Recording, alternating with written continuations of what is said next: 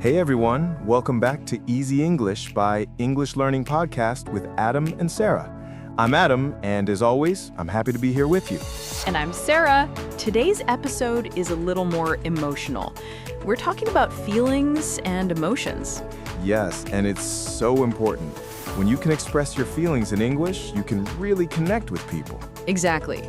Sometimes learners know words like happy or sad, but there are so many more ways to describe how you feel. Right, and it's not just about words, it's about using them naturally in conversation. So, Adam, how are you feeling today? I'm feeling excited. I had a good morning. I listened to music, drank coffee, and went for a walk. Nice. I'm feeling calm today.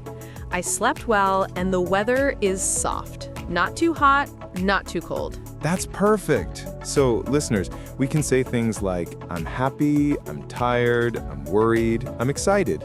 Yes, and we can make it stronger with words like really or so. For example, I'm really happy or I'm so tired. Exactly. Sarah, can we show how to talk about feelings in a natural chat? Of course. Hey, Sarah, you look tired. What happened? Yeah, I didn't sleep well last night. I was a bit worried about a big presentation at work. Oh, I get that. I feel nervous before presentations too. How did it go? It went great, actually. I felt so relieved when it was over. That's awesome. You must feel proud. I do, and now I just feel relaxed. See, everyone, you can move through feelings. Nervous, relieved, proud, relaxed. All in one conversation. Yes, feelings change all the time.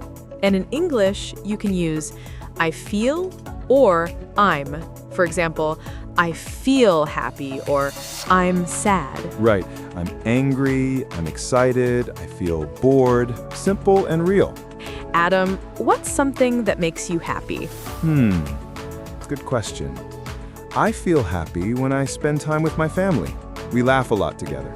What about you? I feel happy when I see the sunset. It's peaceful. It reminds me that life is beautiful. That's lovely. What makes you sad? When people are unkind to each other, I wish everyone could be more understanding. Yeah, I agree.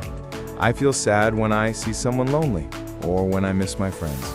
Aw, but it's okay to feel sad sometimes. It means we care. That's true. Every emotion teaches us something. Exactly. And English has so many ways to describe feelings. You can say, I'm excited, I'm scared, I'm surprised, I'm proud, I'm disappointed, I'm grateful. Yes, and you can explain why.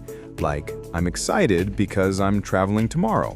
Or, I'm disappointed because it rained. Right. Let's try that. I'm nervous because I have a job interview. I'm happy because I finished my work early. I'm tired because I went to bed late. I'm proud because I helped a friend today. Perfect. Simple sentences, big meaning. Yes. You can also ask others, how do you feel today? Or, are you okay? That shows care. Exactly. Feelings help us connect with people. Adam, what was a time when you felt really proud of yourself? I think it was when I finished my first marathon. I trained for months, and when I crossed the finish line, I felt strong and proud. That's amazing. Thanks. What about you? When I started teaching English, my first class was small, but the students smiled and said, thank you. I felt so happy and motivated. That's beautiful. Thanks, Adam. Talking about emotions in English helps you express who you are. It's not just vocabulary, it's your personality. Yes, and the more you use feeling words, the easier it becomes to express yourself naturally. Exactly. So listeners, try it. Today, ask yourself, how do I feel? And answer in English. Yes. Say, I feel happy, or I feel tired, or I feel thankful. Speak it out loud. That's the best practice. All right, friends, that's it for today's emotional episode. Yes, remember, every feeling is okay. Happy, sad, angry, excited, they're all part of life.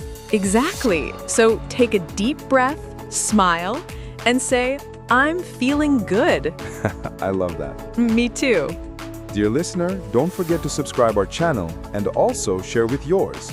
See you next time, everyone. Bye-bye, guys. Keep feeling, keep speaking, and keep learning English.